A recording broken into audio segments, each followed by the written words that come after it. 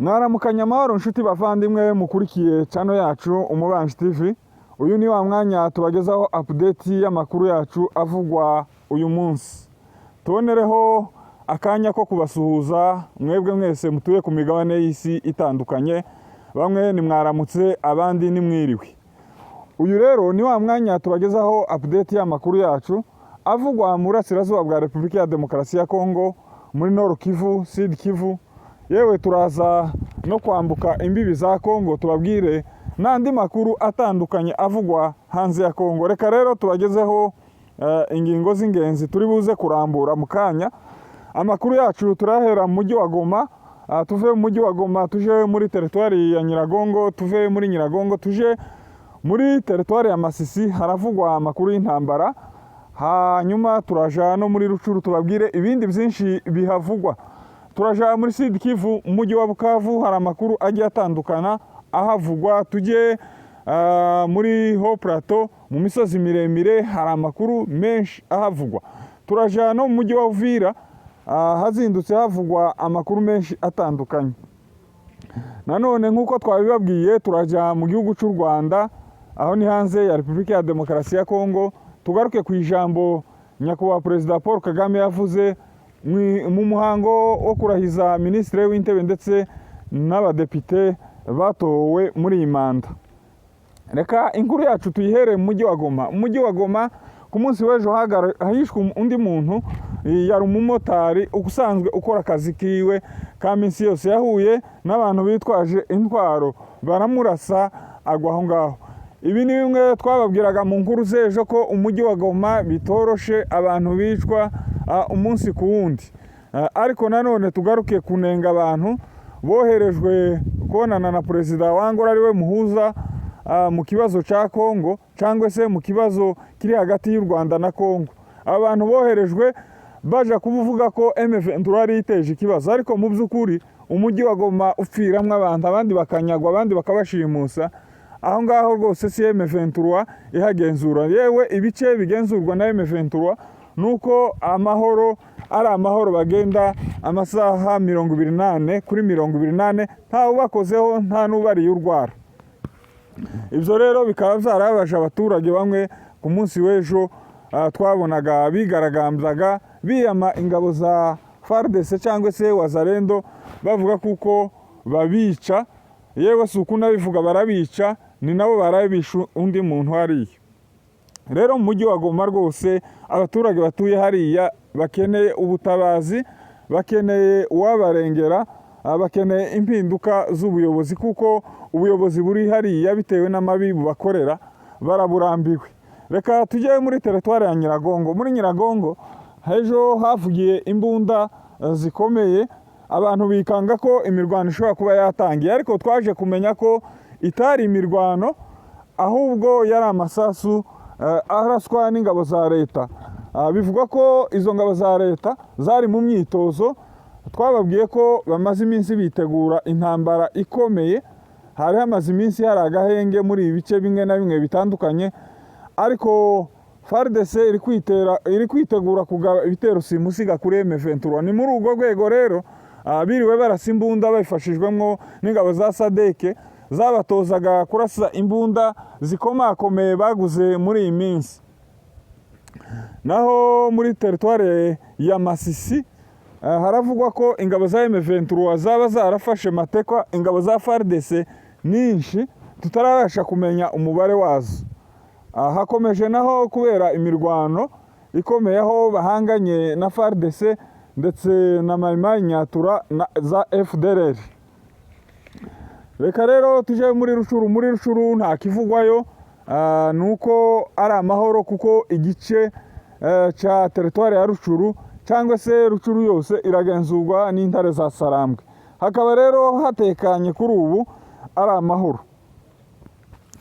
Reka rero tujye muri Sud Kivu, muri Sud Kivu haravugwa amakuru menshi atandukanye.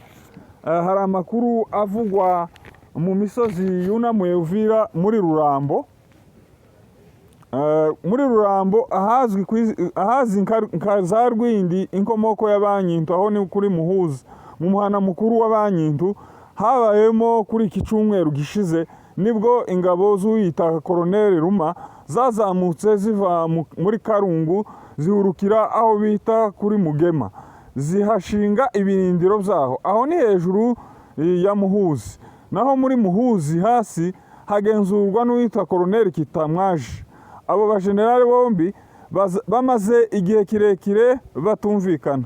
Colonel Ruma yari kumwe na mugenzi we Colonel Nyakiriba, yohereje wabo Ruma abasirikare bagera mu 15, barimo abasirikare 15 abohereza Colonel Ruma, ahita abafata arabafunga.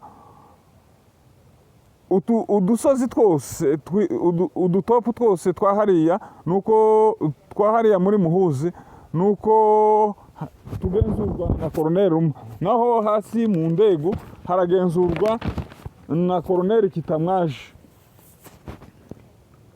Naho amakuru nuko ku minsi 13 y'ukwezi kwa munani mu masaha y'igicamunsi, Colonel Ruma afata abasirikare, afata ingabo nuko Colonel Kitamwaje yahuye n'ingabo za Colonel Ruma, barambikana, habera imirwano, ariko iyo mirwano itarafashe umwanya muremure.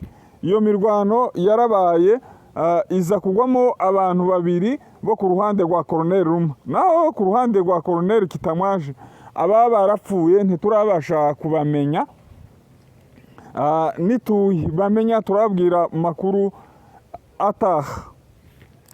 Reka rero muri Sud Kivu, tukiri muri Sud Kivu, muri Kalehe, muri territoire ya Kalehe habaye impanuka yo mu nkambi ya hariya Kalehe. Murabizi ko Kalehe hari inkambi y'abantu bahunze inkangu cyangwa se ibiza. Hadutse inkongi y'umuriro muri iyo nkambi, itwika amazu agera ku 120, ariko ku bw'amahirwe abantu babonye iyo nkongi y'umuriro ntiyagira abo yica. Naho mu mujyi wa Bukavu, haravugwa ko guverineri w'intara Sud Kivu yangiye abanyamurenge kwibuka abanyagatumba, aho yewe bari bamaze kugera mu cicaro muri sale ahateganyijwaga kubera uwo muhango. Ku munota wa nyuma abahakanira, ababwira ko bitemewe kwibuka abo banyamurenge bakorewe jenoside. Yavuze ko iyo jenoside atayizi, atanayemera, yewe nta na jenoside azi yabaye. Ibyo bikaba byababaje abanyamurenge benshi cyane, abanyamurenge baturiye hariya, yewe n'abandi batuye mu bice by'isi bitandukanye. Kumva umuyobozi nkuriya yakagombye kugira uruhare mu kugira ngo abakoze ibyo bibi bakurikirana, ariko we yagarutse mu gupfobya iyo jenoside. Byabaje abanyamurenge bamwe batandukanye, cyangwa se abanyamurenge aho bari hose ku isi, byababaje bakimara kumva iyo nkuru yababaje. Tukiri ko bijanye n'ibyo byo kwibuka, bamwe byanatumye basezera ku mirimo yabo muri Shikama. Ahagarariye ubumwe bw'abanyamurenge mu mujyi wa Bukavu, nuko bamwe banditse inzandiko basezera ku myanya yabo, ariko bitewe n'akababaro batewe n'ihagarika ryo kwibuka abanyamurenge bazize akarengane mu Gatumba mu mwaka w'2004. Naho mu mujyi wa Uvira muri iki gitondo hagaragaye gahunda yo kuzamura ingabo za Mayimayi Wazalendo zari zimaze iminsi muri Uvira, zaraje gufata amabwiriza y'uburyo bagaruka mu misozi miremire ituwemo n'abanyamurenge kuja kubakorera jenoside. Byagaragaye ku mbuga nkoranyambaga aho bakoraga gahunda yo kubazamura bafatisha imisozi miremire. Ubwo ni amanama bari bamazemo iminsi n'ababitakwira, ubwo hagezaho kuja kubishira mu bikorwa. Reka rero tubihanga amaso, ariko akarere rwose ni nk'aho kagiye kongera kubamo imirwano itoroshe. Reka tugaruke ku ijambo rya nyakubahwa perezida w'u Rwanda. Ni umuhango twababwiye wabaye ku munsi w'ejo wo kurahiza minisitiri w'intebe namwe mu badepite batowe bagiye kuyobora iyi manda. Tubanze tugaruke kuri uyu mugabo Ngirente Edouard wagiriwe icyizere, akaba avugwa mu minisitiri w'intebe usibye Bernard Makuza. Uyu nawe ari mu bagabo bamaze igihe kirekire bayoboye minisiteri y'intebe mu gihugu cy'u Rwanda. Uyu mugabo ariko ashimwa n'abantu benshi hariya mu gihugu cy'u Rwanda mu kuba ari umuntu wakoze neza akazi. Yahanganye n'ibibazo byarimo za covid, ntihabaho ihungabana ry'ubukungu. Uyu mugabo Edouard Ngirente ni umugabo watumye ubukungu bw'u Rwanda budahungabana. Ni umugabo wafashije igihugu cy'u Rwanda ku kuba kirimo ibikorwa remezo bitandukanye, birimo za stade Amahoro, birimo imihanda myinshi yubatse kuri manda ye mu mujyi wa Kigali. Mu by'ukuri akaba ari umuntu ushimwa n'abantu kandi ukora akazi kiwe. Ikindi kigaragaza kiranga uyu mugabo, ni umugabo utarangwa n'amadisikuru menshi, ahubwo ni umugabo ugaragarira mu bikorwa, arakora we kuruta kuvuga. Reka rero tuje mu magambo yatangajwe na nyakubahwa perezida w'u Rwanda Paul Kagame. Paul Kagame yavuze ko atumva ukuntu ibibazo bya Kongo bakomeza kubimwikoreza. Agaruka ku rindi jambo avuga ko niba bahavugwa ko bafite gihamya ko hari ingabo z'u Rwanda ziri ku butaka bwa Kongo, bazashakisha impamvu yaba yarazijyanyeyo. Kuki bakwibaza ko zagiyeyo ntibabaze cyangwa se ngo bakurikirane impamvu yatuma zijyayo. Avuga ko ikibazo cy'abanyekongo, ni ijambo akunda kuvuga, kidakwiye kumubaza. Niba bemera ko M23 ari abakongomani, icyo kibazo ntaho gihuriye nawe.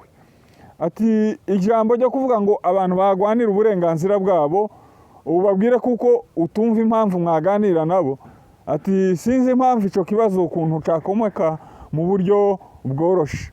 Reka rero inkuru yacu tuyisoreza aha ngaha tubibutsa gukanda subscribe. Mwebwe mwese kuba batarayikora mwakora share, mwalikinga, mugakora na comment. Mugire ibihe byiza. Amakuru yacu nakagaruka.